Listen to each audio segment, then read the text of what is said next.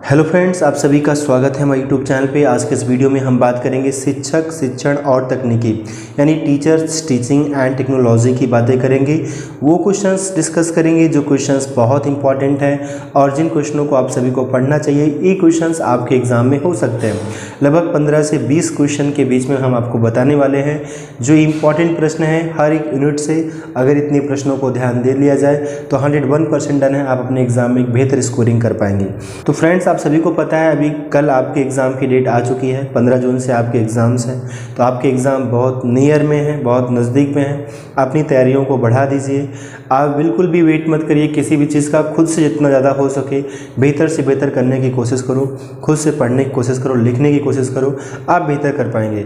तो जो लोग चैनल पर पहली बार विजिट किए हैं, आप सभी को कहना चाहेंगे इस चैनल को सब्सक्राइब कर लीजिए, बिकॉज यहाँ पर आपको CCS यूनिवर्सिटी के जो भी लेटेस्ट अपडेट होते हैं वो भी आपको मिलते हैं। साथ ही साथ कहीं ना कहीं आपका जो सब्जेक्ट है उनके भी वीडियोस आपको हम देते रहते हैं। तो चलो हम बात कर लेते हैं इनके पहले यूनिट। आप सभी का पहला यूनिट है यहाँ पर तकनीकी एवं शिक्षण यानी टेक्नोलॉजी एंड टीचिंग की बातें हो रही हैं। ये हमारा सबसे पहला यूनिट है और यहाँ पर अगर बात की जाए इस यूनिट का जो सबसे इम्पॉर्टेंट क्वेश्चन है, और आप सभी इस बात को अच्छे से नोट कर लेना कि हर एक सब्जेक्ट का जो पहला यूनिट है वो आपका बेहद इंपॉर्टेंट है। एक जो लॉन्ग क्वेश्चन आएगा उस यूनिट से आपका 101% हो सकता है। यानी यहाँ से जो आपके क्वेश्चंस आएंगे एक क्वेश्चन आपका श्योर जो है लॉन्ग का यहीं से हो सकता है, इसलिए आप इसे ज़रूर पढ़ लीजिएगा। और पहला क्वेश्चन जो कि इतना इम्पॉर्टेंट है 2017 में पूछा गया, फिर रिपीट किया गया 2019 में, और 20 और 21 में आप सभी को पता है कि फर्स्ट ईयर के एग्ज़ाम नहीं हुए हैं। अब आपका डायरेक्टली 22 में एग्ज़ाम हो रहा है। तो इस सेक्शन से यानी इस यूनिट से क्वेश्चन आने की ज़्यादा पॉसिबिलिटी है, क्योंकि बच्चे पहली बार पढ़ रहे हैं, 2 साल एग्ज़ाम्स नहीं हुए हैं, इसलिए आप सभी के पेपर में इस क्वेश्चन के आने की पॉसिबिलिटी बहुत ज़्यादा है। जैसे कि पहला क्वेश्चन है शैक्षिक तकनीकी, शिक्षा तकनीकी से आप क्या समझते हैं? संक्षेप में स्पष्ट कीजिए। इसकी आवश्यकता एवं महत्व का संक्षिप्त विवेचना कीजिए। इनके कई तरीकों से डिफरेंट क्वेश्चंस आपके अलग अलग सन में पूछे गए हैं। इस प्रश्न को आप ज़रूर तैयार कर लीजिएगा। यह प्रश्न आपका बहुत इंपॉर्टेंट है। अगर इस यूनिट की बात करें तो यहाँ पर शैक्षिक तकनीकी की बात होती है, तो आप इनके प्रश्न के माध्यम से दूसरे प्रश्नों को भी आंसर कर पाएंगे। और इन प्रश्नों को याद करने से ऐसा नहीं है कि आपके लॉन्ग टाइप के क्वेश्चंस तैयार हो रहे हैं, कहीं ना कहीं आपके शॉर्ट टाइप के भी क्वेश्चंस तैयार हो रहे हैं। वहाँ से भी जो क्वेश्चंस पूछे जाएंगे उन क्वेश्चनों को भी आप इनके माध्यम से रिप्लाई कर पाओगे। अगर वहाँ पर शैक्षिक तकनीकी के क्वेश्चंस वेरी शॉर्ट में आ गए या शॉर्ट में आ गए तब भी आप रिप्लाई कर पाओगे। तो जो आप पढ़ रहे हो ये सारे क्वेश्चंस आपके इस यूनिट के इंपॉर्टेंट होंगे और इन्हीं के माध्यम से कहीं ना कहीं दूसरे प्रश्नों के भी आंसर आप कर पाएंगे। ये आपका पहला क्वेश्चन था। वहीं पर हम बात करेंगे दूसरे क्वेश्चन का। तो दूसरा क्वेश्चन जो है आपका यहाँ पर लिख रखा है हार्डवेयर और सॉफ्टवेयर तकनीकी के आधुनिक शैक्षिक कार्यकलापों की भूमिका का वर्णन कीजिए। हार्डवेयर एवं सॉफ्टवेयर तकनीकियों का विस्तृत वर्णन कीजिए। इनके क्वेश्चंस कई डिफरेंट तरीक़ों से यहाँ पर हैं और 2016 का क्वेश्चन है, 16 में आया भी था एक क्वेश्चन, तो आप इस क्वेश्चन को भी पढ़ लीजिएगा। यहाँ पर भी शैक्षिक तकनीकी का प्रत्यय की भी बात की गई है, तो ऑलरेडी आपने इसे पिछले क्वेश्चन में पढ़ लिया है। तो आगे के क्वेश्चंस को आप यहाँ पर कंटिन्यू कर सकते हैं। जैसे यहाँ पर लिखा गया ना कि शैक्षिक तकनीकी का प्रत्यय पिछले प्रश्न में दिया जा चुका है, तो ऑलरेडी आप उनको पढ़ने के बाद आगे की चीज़ों को कंटिन्यू करके इस प्रश्न को भी आप तैयार कर लीजिएगा। इस यूनिट के ये 2 क्वेश्चंस आपके बहुत इंपॉर्टेंट थे। कहीं ना कहीं एक शिक्षा की बात भी हो गई और तकनीकी की बात भी हो रही, दोनों बातें आपकी हो गई। और जब आप इन प्रश्नों को तैयार कर लोगे, दूसरा प्रश्न तो हार्डवेयर सॉफ्टवेयर के अंतर को भी स्पष्ट कर लोगे। यानी ये क्वेश्चन आपका उन्हीं दोनों के माध्यम से एक क्वेश्चन भी आपका तैयार हो जाएगा। आगे के प्रश्न भी देखेंगे तो यहाँ शैक्षिक तकनीकी को परिभाषित कीजिए। कहीं ना कहीं उन्हीं की बातें अब बार बार हो रही हैं, ठीक है। इसलिए अगर आपने पहला प्रश्न तैयार कर लिया, एक दूसरा प्रश्न तैयार कर लिया, तो आगे के क्वेश्चन आपको बार बार वही मिल रहे हैं। उन्हीं दोनों प्रश्नों के थ्रू आपका इस यूनिट का लगभग क्वेश्चन तैयार हो जाएगा। ये सारी बातें आपकी हो चुकी हैं। जो सेकंड क्वेश्चन था वहाँ पर अधिगम की बातें की गई हैं, तो उस क्वेश्चन के माध्यम से भी क्वेश्चन आपका तैयार हो जाएगा। लेकिन कुछ क्वेश्चंस ऐसे भी होंगे जिनके बारे में आपको बिल्कुल भी नहीं पता रहेगा, उन क्वेश्चनों को जरूर पढ़ लेना। जैसे कठोर शिल्प हो गया एवं कोमल शिल्प हो गया, इस प्रश्न को जरूर पढ़ लेना। यह क्वेश्चन भी बहुत इंपॉर्टेंट है, आपका शॉर्ट टाइप यानी लघु उत्तरीय प्रश्न में एक हो सकता है। तो डियर फ्रेंड्स, आप सभी को बता दें जो आपके लघु उत्तरीय के प्रश्न आएंगे वहाँ भी यूनिट फर्स्ट के आपके 1 से 2 प्रश्न हो सकते हैं। ज़्यादा पॉसिबिलिटी 2 प्रश्नों की होती है कि आपके 8 प्रश्नों में से या 10 प्रश्न आते हैं तो वहाँ पर आपके 2 क्वेश्चन होने की पॉसिबिलिटी ज़्यादा बनती है। तो जैसे एक क्वेश्चन है शिक्षा तकनीकी, शिक्षण तकनीकी, तो ऑलरेडी आपने जो पीछे का पढ़ा है उन्हीं के माध्यम से इन प्रश्नों का आंसर दे पाएंगे, क्योंकि अंतर के भी एक क्वेश्चन आपके एग्जाम में आ ही जाते हैं। तो जो आपने पीछे सवाल पढ़ लिए हैं उन्हीं प्रश्नों के माध्यम से इन प्रश्नों को आप जवाब कर पाएंगे।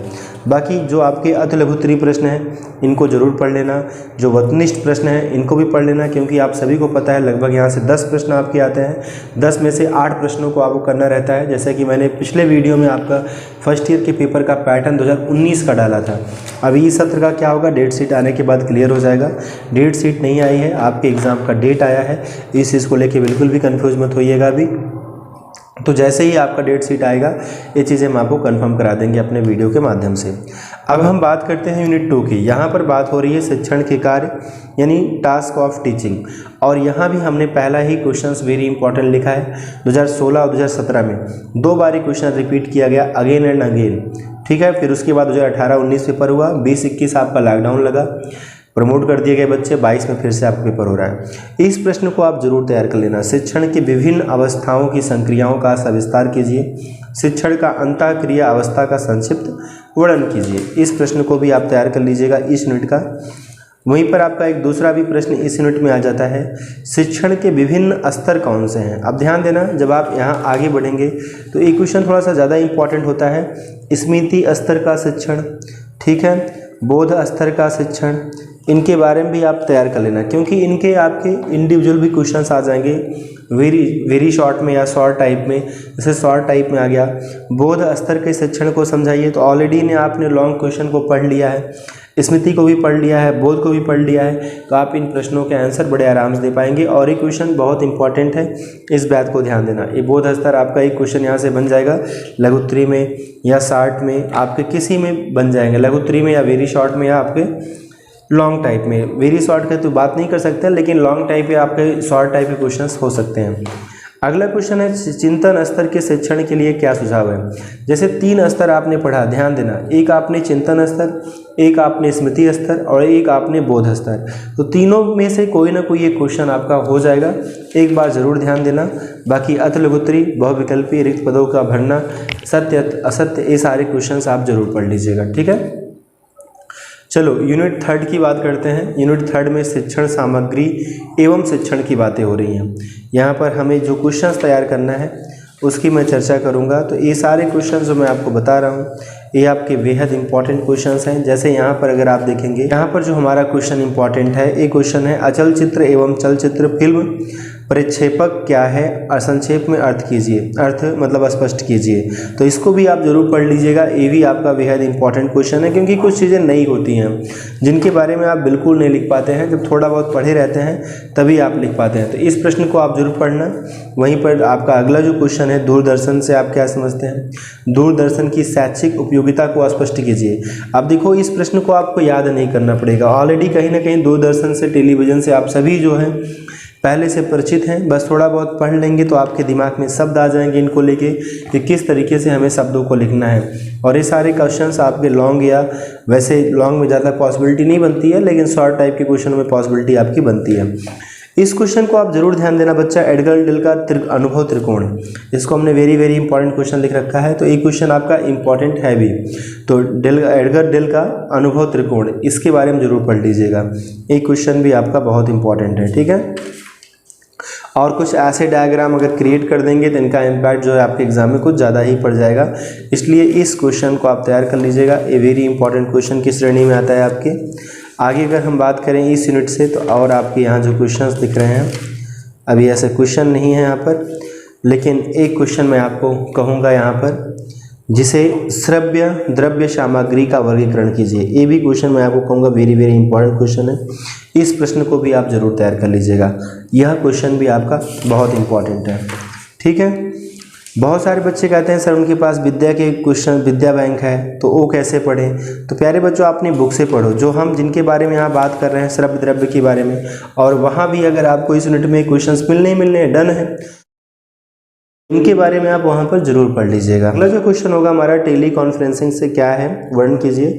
ये भी क्वेश्चन आपका बेहद इंपॉर्टेंट है, इसको भी आप जरूर पढ़ लीजिएगा। इस तरीके से क्वेश्चन आपका, राष्ट्रीय मुक्त शैक्षिक संसाधन के कोर्स के विषय में बताइए, इस प्रश्न को भी आप तैयार करिएगा। इस यूनिट के ये सारे क्वेश्चंस हमारे इंपॉर्टेंट थे जिसकी मैंने बात की। अब यहाँ बहुत सारे क्वेश्चंस आपके ऐसे भी होंगे जो रिपीटेड होंगे, जो आपके ईमेल क्या है इसके बारे में भी पढ़ लेना। यहाँ इसका प्रश्न संख्या विशिष्ट उत्तरी में 7वां प्रश्न में दिया गया है, उसको जाके एक बार जरूर पढ़ लेना। इनके बारे में आप जानते हैं, बस थोड़ा बहुत पढ़े रहेंगे तो आप एग्जाम में आता है तो लिख पाएंगे। इस चीज़ के बारे में ऑलरेडी आपने पढ़ ही लिया है, मैंने लॉन्ग टाइप क्वेश्चन बताया है, ये शॉर्ट टाइप क्वेश्चन आपका तैयार हो ही जाएगा। बाद में आपको अतिलघुत्री पढ़ लेना है, वस्तुनिष्ठ प्रश्न में रिक्त स्थानों की पूर्ति, सत्य असत्य, इसको भी पढ़ लेना है, और साथ में बहुविकल्पी भी पढ़ लेना है। इन प्रश्नों को आप जरूर ध्यान देना, क्योंकि बहुविकल्पी में अगर कोई क्वेश्चन आता है और आपको वहाँ नहीं आएगा तो फिर दिक्कत आ जाएगी, और आ जाएगा 2 नंबर आपको फ्री का मिल जाएगा। हम यूनिट चौथे की बात करेंगे, जहाँ पर अधिगम एवं शिक्षण प्रबंधन की बात होगी, शिक्षण का प्रबंधन।